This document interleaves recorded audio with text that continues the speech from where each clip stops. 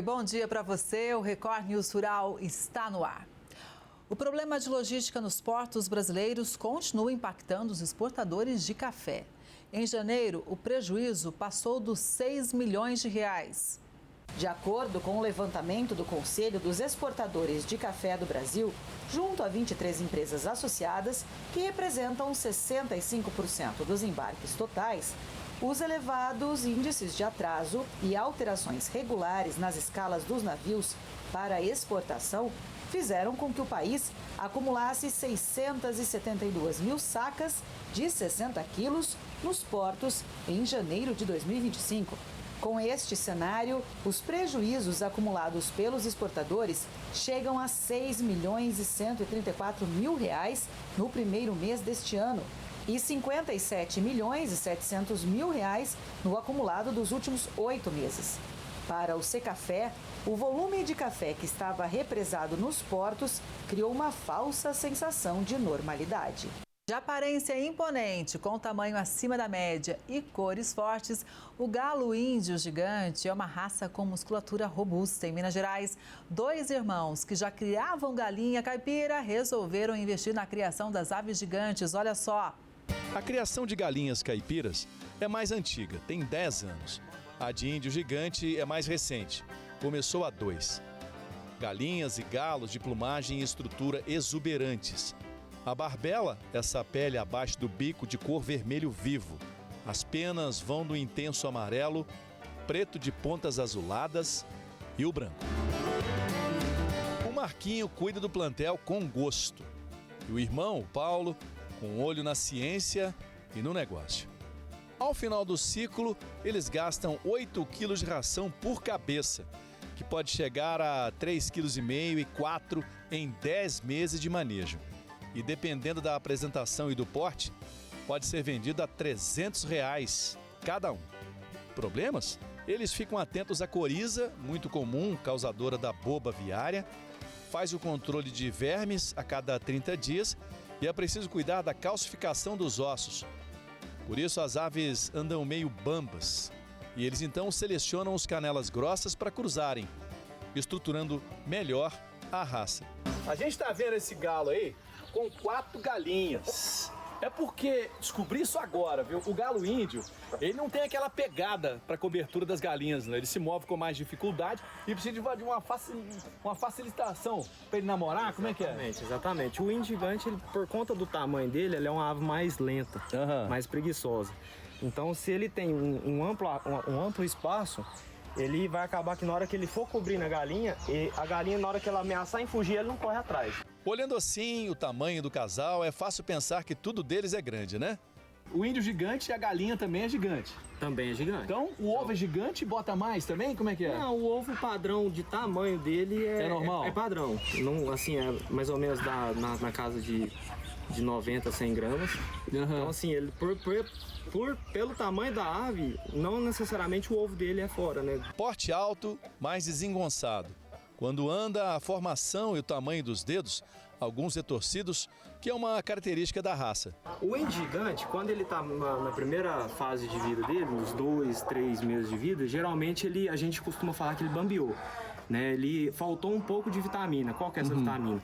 A maior fonte de vitamina que a gente tem que oferecer para o índio gigante é a fonte de cálcio na ração. E as demais, A, D, E. Então, assim, o cálcio é o mais importante, que é onde que ele vai calcificar os ossos, as articulações, que é onde que o índio gigante mais sofre. Olha só, o frango caipira, 7 meses já está pronto para o abate, né? E o índio gigante? O índio gigante demora um pouquinho mais. Quanto tempo? Mais ou menos uns 8 a 9 meses, dependendo do sistema. Ele atinge que peso? O peso dele na fase final, para corte, é mais ou menos de 3 quilos, 3,3 kg vivo. Essas 3 amigas aí, engruvinhada e juntinha, estão no choco, mas a maternidade mesmo fica longe aos cuidados do Paulo Ricardo. Eu recolho os ovos, uso tecnologia, coloco nas chocadeiras e ganho tempo, né? Eu não perco a galinha em postura para ela poder fazer o choco. Então, você tira os ovos daqui e leva para outro lugar? Tiro os ovos daqui, levo para o incubatório, a gente incuba, volta os pintinhos para cá. Então a gente choca toda a nossa produção aqui. Tudo que a gente vem melhorando é tudo daqui mesmo. Que é a área de expansão, né? Como é que vai ser isso aqui? Vai ser a área de crescimento. Vamos entrar. Aqui, o que você vai fazer aqui, hein? Aqui a gente vai diminuir o espaço das aves em gigante, a gente vai colocar todas elas selecionadas galinha por galinha, galo com galo, para a gente ter o controle dessa reprodução com um melhoramento genético mais eficaz. A propriedade cobre os custos. E aqui, tudo, absolutamente tudo tem um porquê.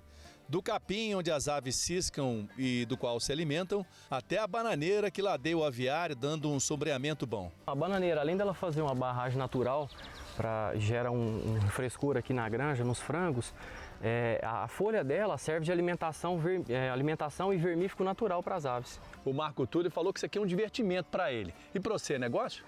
Eu brinco que é um hobby que virou lazer é um hobby que vira negócio, né? A gente não pode... senão a gente não teria essa quantidade de ave. A gente comercializa alguns exemplares sim para pagar a produção, ajuda a gente, é uma empresa familiar, né? A gente tem outros negócios na fazenda, mas assim, tratando em finanças a gente tem que controlar, porque senão a gente não consegue sobreviver, né? É verdade. Então é um hobby gostoso sim que a gente tem, mas igual eu comentei, a gente cria por muito amor, muito prazer e o negócio vem dando certo. Depois do intervalo, você vai conhecer uma produção de mel em Pernambuco que é distribuída para todo o Nordeste. O Record News Rural volta em instantes.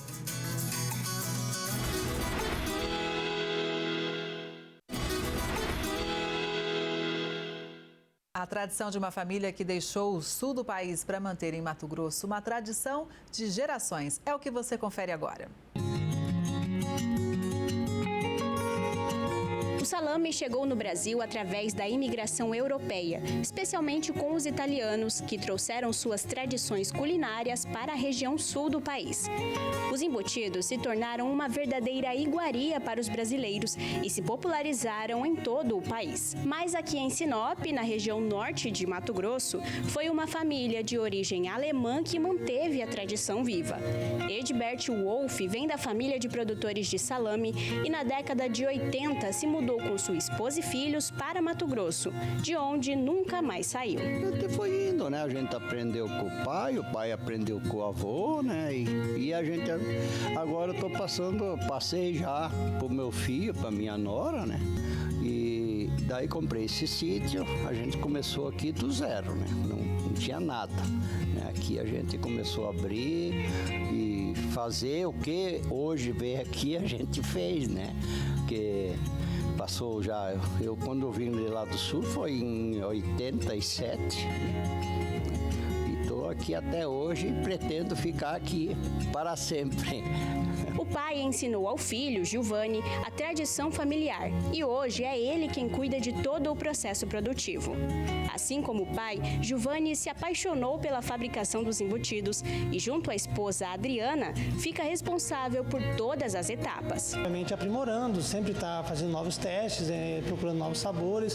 É uma forma de ir aprimorando, né, o sabor e a qualidade. Muito bom, é satisfatório também, né? Eu gosto, é algo que eu me dedico desde a minha infância, né? Então, para mim é fácil de fazer, né? A produção leva alguns dias para ser concluída. O primeiro passo é colocar a carne suína já desossada no moedor, onde aos poucos será triturada. Depois, a carne vai para o misturador, onde um tempero feito de alho, sal, pimenta e cebola triturados é adicionado à carne, compondo o sabor do salame.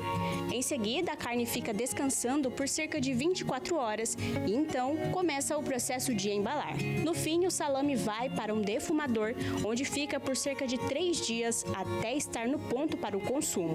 Atualmente, a família consegue produzir até 700 quilos do produto semanalmente e a comercialização é feita através de feiras do município. A Adriana é casada com Giovanni há cerca de 18 anos e ela conta que no início foi difícil se adaptar, mas logo tomou gosto pelo negócio. Hoje, além de ajudar na produção, ela está à frente das vendas, lidando diretamente com os clientes. Eu me dediquei muito, também fui buscar novidades. Hoje a gente tem muitas novidades que eu e o Gil fomos buscar, né? Apesar de manter a tradição que meu sogro e minha sogra trouxeram, a gente deu uma modernizada no processo e etc. Mas foi uma fase assim, bem batalhadora, lutadora até aprender tudo. Mas é uma coisa muito gratificante hoje que nós temos muito orgulho de manter a tradição dos meus sogros. Para Giovanni, a produção de alimentos é algo que já criou raízes dele. E a melhor parte é a satisfação do cliente. É um ramo que eu me dedico muito, é um ramo que eu me aperfeiçoei. Eu já trabalhei em outras funções também, né? Inclusive até operador de máquinas, tudo, mas é um ramo que eu gosto. Mexer com alimentos, trabalhar com alimentos é satisfatório. É algo e ver o prazer do cliente comprando, elogiando, dizendo que o produto é muito bom, né? Eu fico muito feliz. Uma cooperativa vem movimentando a economia na cidade de Barreiros, no litoral sul de Pernambuco. Há 3 anos, dentre as atividades está a extração de mel de abelhas, que é distribuído para outros estados do Nordeste. É daqui do Vale do Una, na cidade de Barreiros, litoral sul de Pernambuco e da Mata Atlântica, que os cooperados do Coates retiram o mel produzido pelas abelhas 2 vezes ao ano. Após a coleta, o mel é trazido aqui para a unidade de extração de produtos apícolas que pertence à cooperativa. Nossa equipe foi convidada a conhecer o processo que antecede a chegada do produto ao consumidor final. A unidade possui um rigoroso controle de higienização. Os EPIs são obrigatórios para qualquer pessoa antes de acessar a unidade.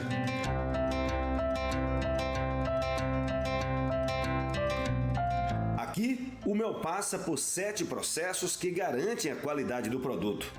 Após a chegada na recepção, ele é colocado na mesa desoperculadora. Depois desse manuseio lento, segue para a centrífuga. Passa por uma peneira, depois é colocado no decantador e, finalmente, vai para o envasamento e rotulagem. Essa unidade é a única de Pernambuco que possui o CIF, Selo de Inspeção Federal. Olha, a cooperativa tem se destacado aqui na Mata Sul com a produção de mel, né, de abelhas africanizadas, devido à região ser uma região muito propícia, né? A gente tem uma área aqui nossa de Restinga, de Manguezal, né, de Mata Atlântica. A gente tem desenvolvido mel com excelente qualidade, com sabores diferentes, com aroma diferente e principalmente mantendo a sustentabilidade. Todo o nosso mel, Jonas, produzido, segue todo o rigoroso padrão de boas práticas de produção, seja ele no apiário, seja ele na unidade de processamento.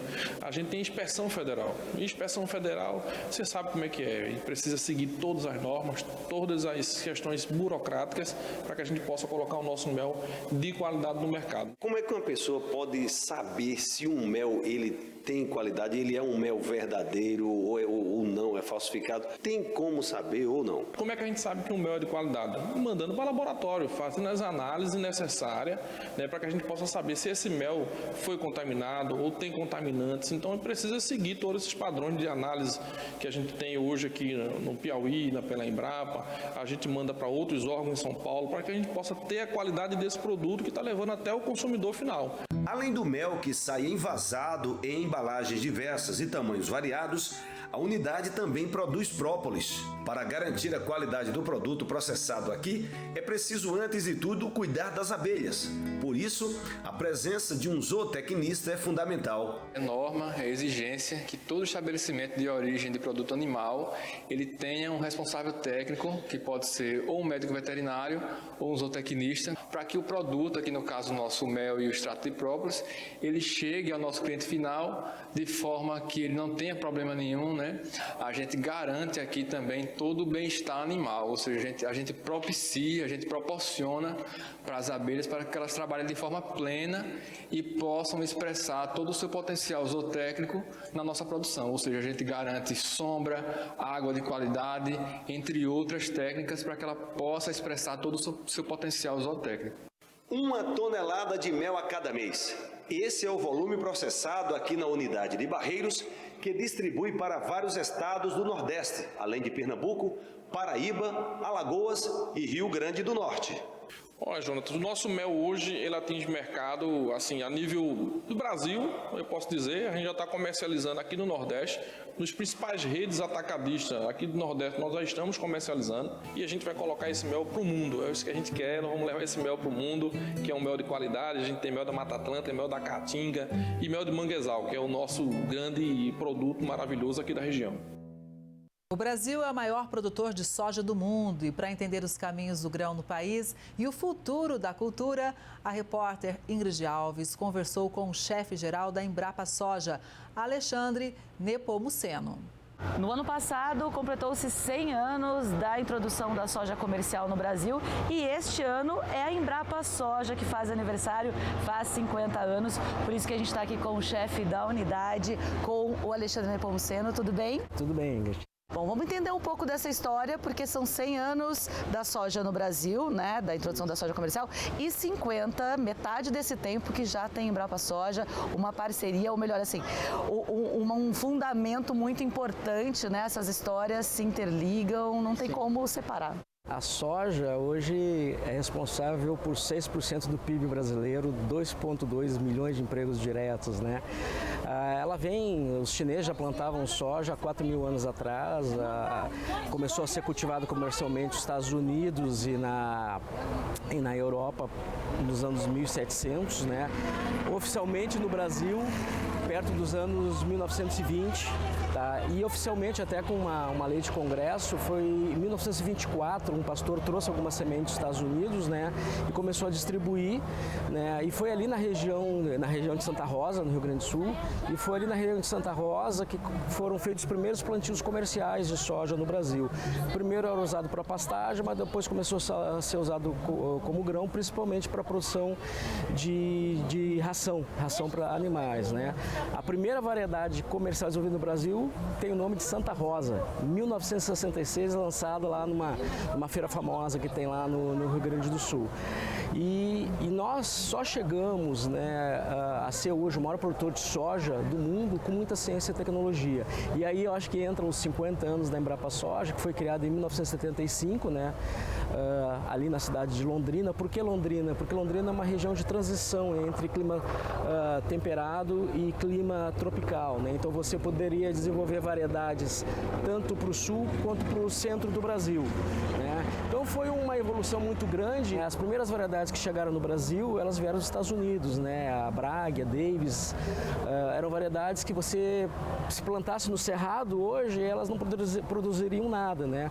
Então foi muito com melhoramento genético, né? Adaptando essas variedades para regiões tropicais, para próximas do Equador, né? Que nós chegamos a essa potência, né? Então nós viemos com variedades, por exemplo, de ciclo determinado, e hoje a maior parte das variedades da Embrapa tem ciclo indeterminado. Por que isso é importante? Porque mesmo se der uma seca, algum problema, ela consegue botando flores e legumes. Então isso mantém a estabilidade produtiva. Nós saímos na década de 60 no Brasil uma produtividade média brasileira de 1.500 quilos por hectare, né, para hoje uma média nacional de 3.600 quilos por hectare. Então, não foi à toa que esse número foi conquistado, né? Muita ciência e tecnologia, né? E não só a genética, né? A conquista dos cerrados teve muito esforço de corrigir os solos, a acidez, a fertilidade, saber lidar com pragas de climas tropicais, né? O Brasil hoje é o único país do mundo que consegue ter até 3 safras na mesma árvore. Você vem com a soja, né? Inclusive a gente tinha variedades de ciclos mais longos, a gente reduziu esse ciclo para poder botar o milho, e aí você ainda colhe o milho, de repente você consegue botar uma pastagem e ter produção de gado no mesmo ano, né? Então ninguém consegue fazer isso. E isso é muito importante, porque isso é sustentabilidade. A gente produz cada vez mais na mesma área, né? Não só na genética, né, de 1.500 para 2.600, mas botando um milho logo em seguida, né, botando uma pastagem, tudo isso a gente fala, né, a agricultura brasileira, às vezes muito criticada, né, ela é mais solução do que problema, porque as nossas plantas, as nossas culturas fazem fotossíntese, né, pega o CO2 do ar, transforma em alimentos, em fibras, em biocombustíveis, né? E de novo, a gente volta para ciência e tecnologia. A gente só chegou aqui com muita ciência e tecnologia, a gente está muito feliz aí de completar meio século, né? Meio século de muito trabalho, né? E a gente só vai se manter com essa produção, alimentando não só o Brasil, o mundo, gerando empregos aqui, com ciência e tecnologia também. Do produtor, dos técnicos, com a ciência. Essa distância entre a academia e o setor produtivo é cada vez menor, né? Tem tecnologias que chegam como edição gênica. Vou falar de uma tecnologia que deu o Prêmio Nobel às suas autoras. Nós, a Embrapa, já estamos trabalhando com isso e já estamos aí em vias de ter os primeiros produtos no mercado. Isso, elas ganharam o Prêmio Nobel em 2021. Então, essa distância está cada vez menor. E aí cabe nós, da Embrapa, como cientistas, né, estar atentos a essas inovações e trazer isso rapidamente. Eu acho que é importante a gente reforçar quando o senhor fala de ciência e tecnologia, porque considerando outros países do mundo, a história da soja no Brasil é recente, então. E como que a gente, claro, que tem toda a questão territorial, mas como que a gente conseguiu chegar, né, no maior, ser o maior produtor exportador, sendo que a nossa história é curta, ainda tem muita coisa para ser feita aqui. É aquilo que a gente falou, né? É essa visão de futuro, né? Até brinco, né? Se nós, e aí por isso a importância, puxar um pouco a brasa para a Embrapa, né? A importância da empresa pública, né? Tem coisas que só o setor público faz, né? É importante as parcerias público-privadas, eu acho que a Embrapa tem que ampliar isso, está ampliando, mas também a gente precisa, sim, ter recursos do governo para essa pesquisa que ninguém faz. Eu sempre brinco, né? Se nós chegássemos para empresários na década de 60 pedindo dinheiro para plantar soja no Cerrado brasileiro, ia dizer que nós éramos loucos, né? Então foi essa visão de futuro, essa visão que era possível adaptar a soja, né, para essas regiões que trouxe o Brasil a ser essa potência. As pessoas brincam, né? Brincam, não, até criticam, muitas vezes, por que vocês não plantam alimentos, ficam plantando soja? As pessoas não sabem que o frango diminuiu de preço ao longo desses 50 anos, né? O porquinho, os ovos, o leite. Porque a soja e o milho, principalmente, são usados na ração desses alimentos. O Brasil, na década de 70, era um grande importador de alimentos. A nossa cesta básica estava a mais de R$1.000, hoje ela é menos de R$500, né, a cesta básica. Ela varia com os anos, mas assim, a produção de alimentos no Brasil, né, essa base de grãos para produzir carnes de qualidade, né, isso, de novo, foi com esse investimento, com essa visão de futuro que se teve lá atrás. Bom, a gente não come soja diretamente, mas a gente consome os animais que comem a soja. E o Brasil tem de 2 a 3 safras por ciclo, né? Por período. E isso só é possível com o desenvolvimento da pesquisa. Por isso o Brasil é a potência que é. O Brasil é líder em ciência tropical, né? Em agricultura tropical, né? E muitos países, né? Muitos países africanos, inclusive, que têm as mesmas condições edafoclimáticas de solo e de clima que o Brasil, né? Vêm aqui buscar tecnologias. Mesmo países desenvolvidos que têm ações nesses países, né? Porque existe sim um grande potencial das áreas tropicais já são a grande fronteira agrícola para alimentar um planeta que agora, daqui a 10 anos, 2030, se prevê chegar aí a 10 bilhões de pessoas, né? Então a gente precisa sim alimentos, né? E uma outra coisa que o Brasil tem que estar atento, né? A gente fala da importância de agregar valor. Vamos falar da soja. O ano passado a gente exportou 60% em grão. Né, desses 60, 80 foi para a China. Então eles têm uma dependência tremenda, nossa e nós deles, né? Então é importante que o Brasil agregue cada vez mais valor. Já fazendo, como eu falei, o frango, o porco, né? O ovo, o leite, mas a gente também tem que olhar, por exemplo, o que os americanos estão fazendo com a soja deles. Eles estão fazendo mudanças na soja, inclusive na qualidade do óleo. A gente está fazendo isso na Embrapa, né? Poderia fazer muito mais rápido, como se tivesse mais parcerias, mas estamos fazendo, né? Para começar a fazer, por exemplo, pneu. Se tu for uma grande empresa americana de produção de pneus, eles fazem pneus usando 60% com óleo de soja. Manta asfáltica, óleo de soja. Solas de sandálias, sapato, óleo de soja. O SAF, que é o combustível de aviação, né, sustentável. O biodiesel verde, que é o HVO. Aqui no Brasil se está fazendo, mas lá estão fazendo 100 vezes mais, com 100 vezes mais velocidade. Então essa transição energética que o planeta precisa tanto, o Brasil já está caminhando nessa direção, mas a nossa indústria tem que se ater a isso e começar a se estruturar para também fazer o pneu, fazer a sandália famosa, aquela com sola de soja, por que não? Porque isso agrega valor, faz com que o ganho maior da nossa agricultura fique aqui e não seja exportado ou na forma de royalties ou de um grão sem muita agregação de valor. E aí a gente volta para a ciência e tecnologia, né? E a matéria-prima está aqui, né? A soja está sendo plantada. E a gente fala de produzir cada vez mais, preservando área, mantendo produtividade. E é importante também a gente falar, quando a gente fala de pesquisa, de tecnologia, de muito estudo, para continuar tendo soja, para fornecer para alimentação e também para não faltar para esses novos produtos, né? Que estão sendo desenvolvidos mundo afora. É o futuro da soja? É o futuro da soja, né? E produzir cada vez mais, mas a gente tem que ter a demanda, né? Se prevê agora uns 170, provavelmente milhões de toneladas de soja, né? A China vem diminuindo, ela tem começado a puxar soja mesmo de países africanos, em pequenos volumes ainda, da Índia. A gente não sabe no futuro, né? Eles estão pegando muitas das nossas variedades e adaptando à África. Tem muito investimento, a rota da seda chinesa, muito investimento está sendo em cima da África. Eu não sei como é que vai ser daqui a 10, 20, 30 anos. Eu sei que nós temos que buscar mais a agregação de valor, né?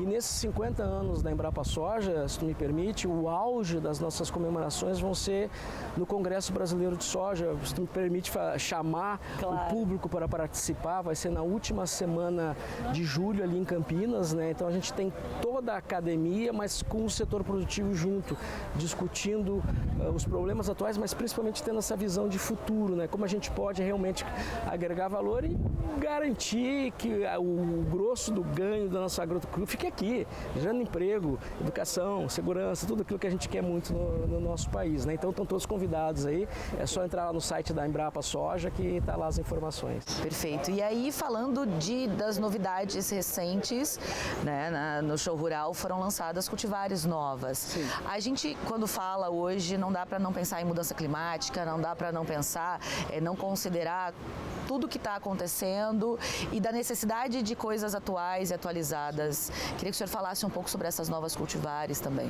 São duas novas variedades de soja com tecnologia de resistência a herbicida e resistência a insetos, né? Isso é muito importante para reduzir custo, para reduzir o contato do produtor com inseticidas, por exemplo, né? Isso reduz emissões, porque é menos trator queimando diesel, reduz as emissões, isso é muito importante.